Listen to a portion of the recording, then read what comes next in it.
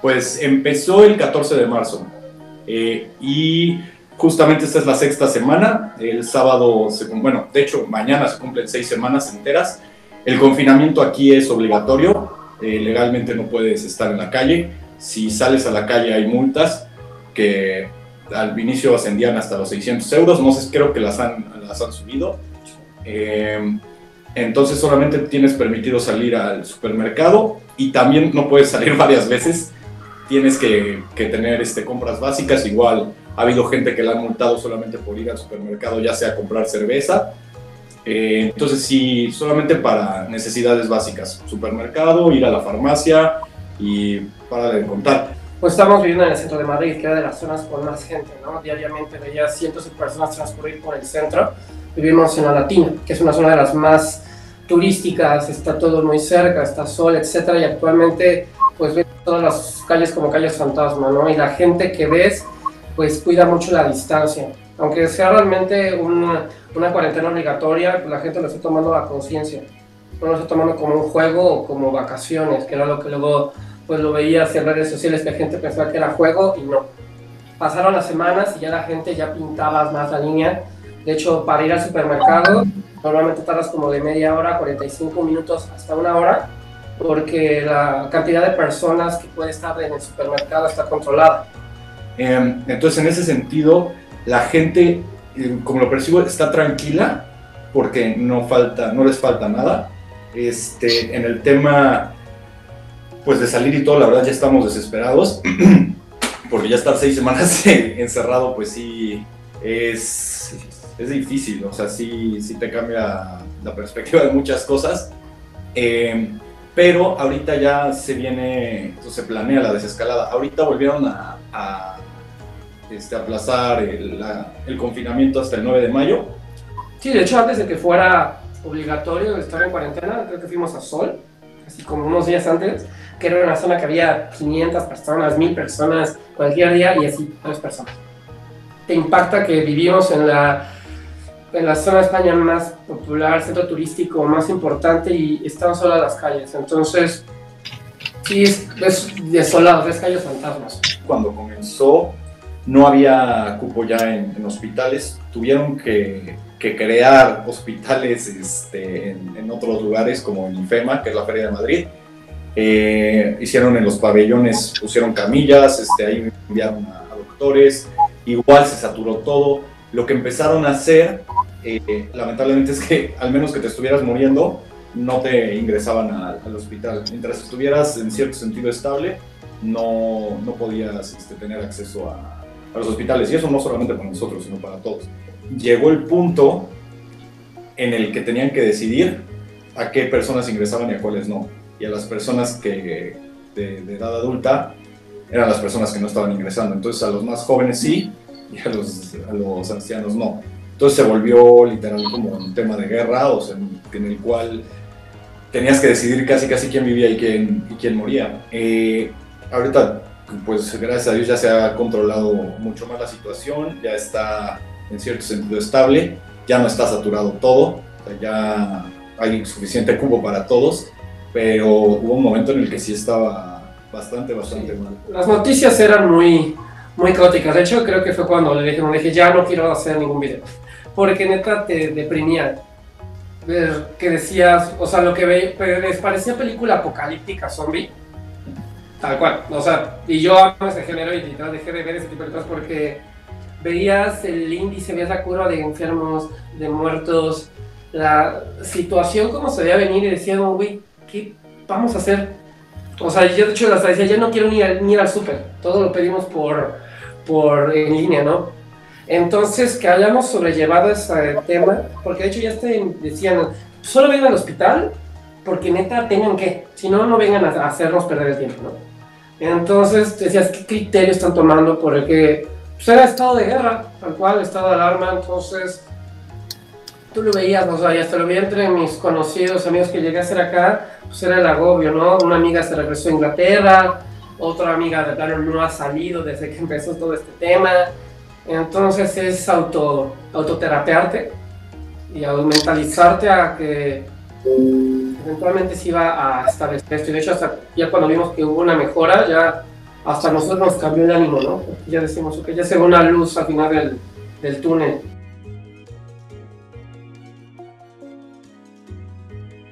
Y pues inicialmente las personas me decían que pues lo estaban tomando en serio, de que estaban tomando las regulaciones adecuadas. De hecho, había gente con guantes, con tapaboca, había pues desde gente adulta, también entrevisté gente que era dependiente, porque esto va más allá del tema del virus, era también el tema socioeconómico.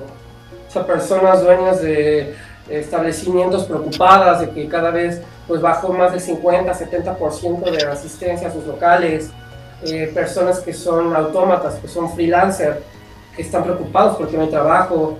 O sea, te das cuenta de esas perspectivas, ¿no? Y de que invitándome, de hecho, pues tuve como aceptado para hacer las entrevistas para que se mueva en este tema de crear la conciencia de acatar las medidas para reducir el tema del coronavirus. Porque como tal, toda la gente decía es que no hay una cura. La única cura es quedarte en tu casa. Entonces, y hasta la gente también me tocó conocer gente que trabaja de doctor, que es enfermero, hasta las medidas en su propia casa, de que era pues poner todo en una bolsa negra, desinfectarlo, lavarlo, ellos meterse a bañar y ya después compartir el tiempo con su familia. Entonces hasta te das como idea, ¿no? Llegaba y le platicaba a Edmond lo que me decía y pues sí es como choqueante porque no tenemos un antecedente de esto. Entonces realmente toda la gente no sabe qué hacer. Entonces pues solo queda como seguir indicaciones. Y semana con semana iba pasando y ya la gente ya era más difícil que entrevistar. Porque pues se empezó a botar a pico los índices de contagio, de muerte, etcétera. Entonces ya la misma gente te decía, ok, sí, pero mejor a distancia.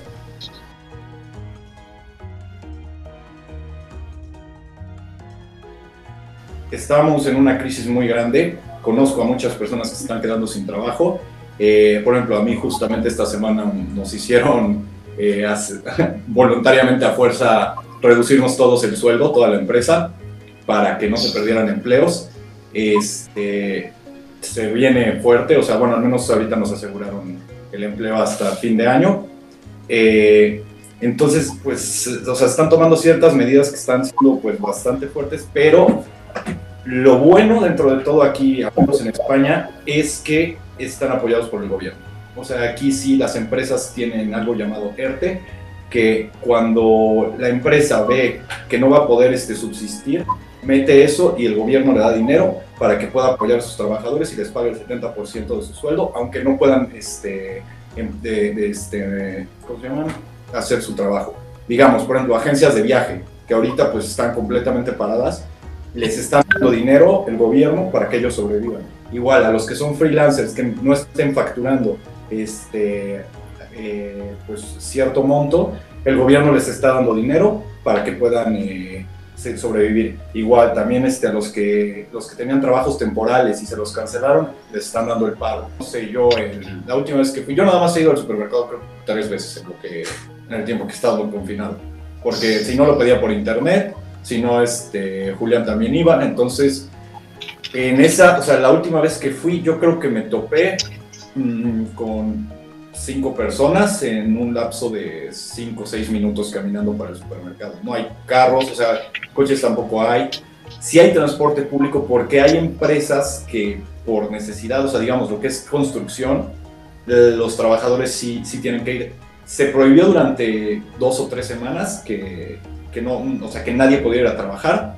Ya después se abrió eso, y todos tienen que tomar el home office si es posible. Sí, no, y además algo que se cuida mucho es que haya el permiso laboral autorizado. O sea, no cualquier persona que diga que tengo que ir a mi trabajo, no. Tiene que haber una carta oficial que de la empresa. Si no, las multas ya están hasta en 1.500 euros si te cachan en la calle nada más por salir. Entonces, a mí me ha tocado, o sea, que piden que el pasaporte o el DNI, la carta, o sea, a mí, pues, gracias a Dios, siempre he ido al supermercado, o sea, como que lejos se me quedan viendo alguna patrulla porque siempre está patrullando, es lo que he notado. Y, por ejemplo, algo que también llama la atención, la gente que está en la calle, o sea, la gente que no tiene casa, que los vagabundos, etcétera, hasta ellos mismos están acatando las medidas de sanidad. Y ves como ambulancias de protección civil dándole seguimiento a ciertos vagabundos que viven en ciertas partes de las calles.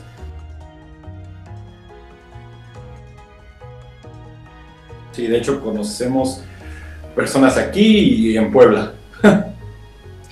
Una de mis mejores amigas de Puebla se contagió justamente en Estados Unidos, esquiando. De hecho, muchas personas se contagiaron ahí. Y ella estuvo pues encerrada en casa como 3 semanas. Ella y de hecho su novio y toda la familia de su novio estuvieron contagiados. Aparte fue gracioso porque en ese momento era cuando decían en las noticias que había como 50 contagios en México, y yo ya conocía personalmente a 6 personas que estaban contagiadas en Puebla. Entonces ya desde ahí veía que los números como que no podían cuadrar. Y de aquí conozco, bueno, el novio de una amiga, justamente mexicana, pero él es español, sufrió contagio y de hecho tuvo que rentar un departamento para él solo para pasar la cuarentena. Entonces él tuvo que encerrarse y esperar, y de hecho creo que fueron casi 5 semanas para que lo dieran de alta, de que ya no podía contagiar a alguien más. Sí, no, y de hecho lo ves, o sea, por ejemplo, te digo, con un amigo que es enfermero, ¿no? Y me platicaba, ¿no? De ciertos áreas que yo llegué a conocer en alguna reunión acá, quizás tiene coronavirus, ¿no? Porque al final te das cuenta que es muy cercano el círculo. O sea, igual otra amiga en Puebla igual se contagió en un igual viaje en Estados Unidos, fue a esquiar, y nos enteramos que tenía coronavirus, ¿no? Y entonces luego sumamos los de Edmond y los míos y dijimos, ok, ya tenemos como 20 personas. Entonces esta situación pinta un poco más fuerte, Entonces, de hecho, aquí cuando empezamos a entrarnos en nuestro círculo, pues, no tan cercano, laboral, profesional, etcétera, que había gente contagiada, fue cuando también la misma gente ya respetaba esta cuarentena, porque ya veía hasta la posibilidad de contagio muy alta. Y toda la gente cuando decía, es que yo no conozco a nadie que esté contagiado, etcétera, pues nosotros sí, y podemos dar veracidad de ello, tanto personal, profesional, etcétera.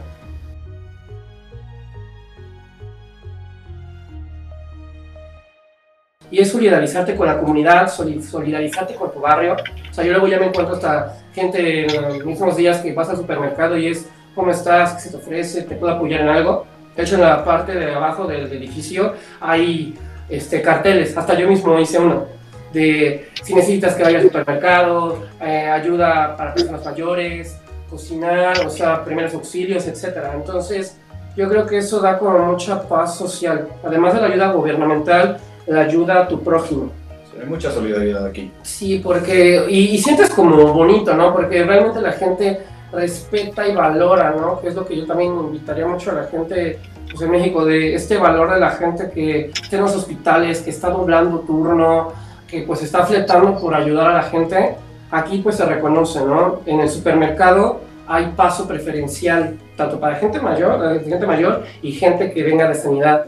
Entonces, sí, yo cuando me encuentro algún vecino, o sea, no nos saludamos de cerca, es de lejos, y es como va, de hecho, una señora, que una vez así me encontré, le digo, señora mayor, señora, si ya necesita algo, no dude, estamos en el 4º piso, tóqueme para, pues estaba sola, ¿no? Entonces es buscar cómo sobrellevar esta crisis, en conjunto y solidariamente.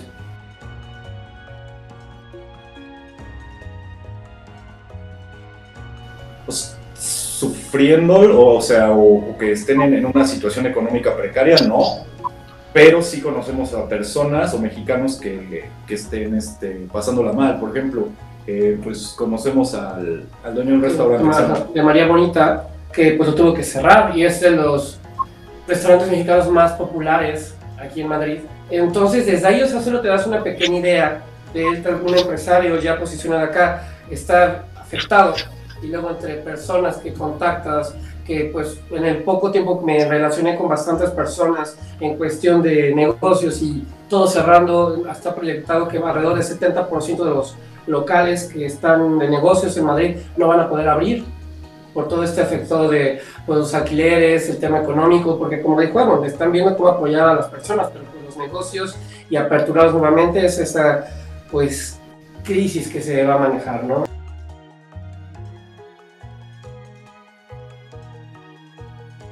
Sí, ¿no? Cómo te va a impactar tu trabajo, en la cartera, con tu familia. Y al final, pues a nosotros nos tocó, pues, siendo amigos y siendo roomies. Y que, pues, bendito sea Dios que nos tocó, porque si nos pasa esto solo, sí. O sea, nos ha ayudado la rutina y el hablar y hasta dar espacio, o sea, como tener una salud emocional, pues, fuerte. porque pues si sumas eso más todo lo que está pasando afuera, de hecho hasta por eso, hasta cuando hacía los videos inicialmente de lo que estaba pasando, el hecho de estar investigando tanto te agobia un poco.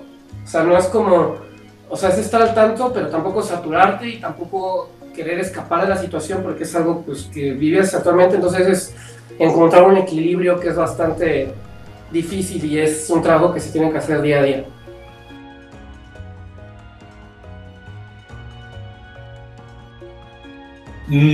No, ellos no tienen miedo por nosotros, sino es al revés, porque aquí la situación está muy controlada. O sea, tomaron medidas que obviamente los españoles las critican porque las tomaron un poco más tarde que otros países, y por eso hubo tantos infectados y tantas muertes, pero igual lo hicieron obligatorio, lo cual ayudó a que se pudiera controlar. Entonces, al menos, digo, tenemos la seguridad también de que al final nosotros ya estamos doblando la curva. O sea, aquí ya están disminuyendo los casos y al menos ya está estable. Entonces ya se puede pensar en salir de esto en no mucho tiempo. Y en México ahorita es que apenas está empezando. Entonces, pues como en ese sentido, o sea, para mí, digo, al contrario, lo mejor sería que acabando esto, o sea, aquí ellos pudieran venirse para acá. Pero pues no sé, es muy, muy difícil. Sí, no, y por ejemplo, y en mi caso, o sea, yo soy hijo único. Por ejemplo, y exacto, yo hablo con mis papás y obviamente extraño. Yo realmente me vine en plena crisis. O sea, yo me vine y a las semanas, ¡pum!, coronavirus. Entonces, pero pues exacto, yo me vine para un desarrollo profesional, personal, en el cual exacto es mejor estar aquí que allá, tristemente, porque pues vemos las regulaciones que están tomando en México y lo platicamos el lunes yo y nos agobia. O sea, yo les escribo a mis amigos de cuídense, a mi familia, prepárense, compren esto, eviten salir a tales horas, porque pues sí, nosotros estamos anticipando ciertas cosas. Entonces, sí, no, creo que nunca pasó por nosotros la idea de regresar. Es como el tema de ser resiliente y pues si ya sobrevivimos esto acá, pues que va, ¿no? Y además, pues es una cuarentena que nos tocó vivir, pues gracias con un buen departamento en conjunto, con actividad laboral que obviamente bajó, pero la hay. Y hay gente que está viviendo su cuarentena en una camilla o encerrada en un hospital. Yo creo que esa gente es la que está viviendo una cuarentena difícil. Nosotros estamos viviendo una situación de control que pues esperemos que en México no se llegue a potencializar como aquí y se controle lo más similar posible.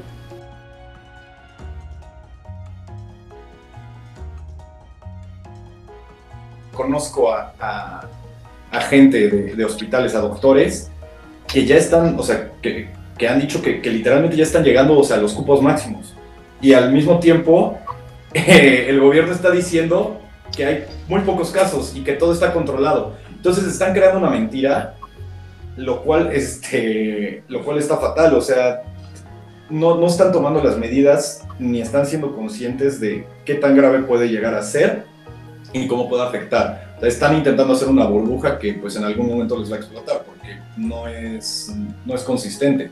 Sí, no, además, ¿de qué caso tienes como efecto bola de nieve? Simplemente están manteniendo a la sociedad, yo lo veo como que lo está dividiendo el sector. O sea, es como la clase alta, la clase baja y la clase media es la que recibe los guamazos, ¿no? Entonces, es triste ver las entrevistas de gente de edades bajos recursos que, pues, es que como vi que mi mandatario municipal, presidencial, etcétera, dice que es mentira, pues yo digo que es mentira, ¿no? Entonces, están apostando de, pues el mexicano aguanta vara, ¿no? Y vemos esa proyección económica, laboral, que va más allá del tema si estás enfermo no de coronavirus, sino prepara tu país, prepara tu estado y crea un colchón económico, laboral para sustentar y no se vaya todo a pique. Entonces, si lo vemos entre gente de nuestra edad, que ahorita muchos amigos que pues eran empresarios o están en empresas que cerraron o que fue renuncia voluntaria temporal y sin goce de sueldo. Y yo digo, ¿cuánta gente? Y además lo sé de trabajos formales, de firmas, de lo que sea, y que estén tomando esas medidas, se me hace absurdo. Y que fondos de gobierno que hasta alguna vez estuvieron aplicados para este tipo de eventos mundiales tan críticos fueron rechazados. Entonces, no sé, es como preocupante. O sea, hasta aquí lo que es el presidente y lo que es Barbosa es burla internacional, burla a nivel que los noticieros en Francia. Y es lo que te decía de dividir, ese tipo de declaraciones divide, o sea los ricos versus los pobres, que es que no quiero que se ponga como político, o sea, pero cae en absurdo. O sea, yo había veces que le dije, no es posible que no haya una ley que permita, que prohíba ese tipo de anuncios, porque cuánta confusión no están creando, o cuánto odio social están creando. Pues culpa de los ricos, y nosotros, o sea, desde ahí dices, ¿qué está pasando, no?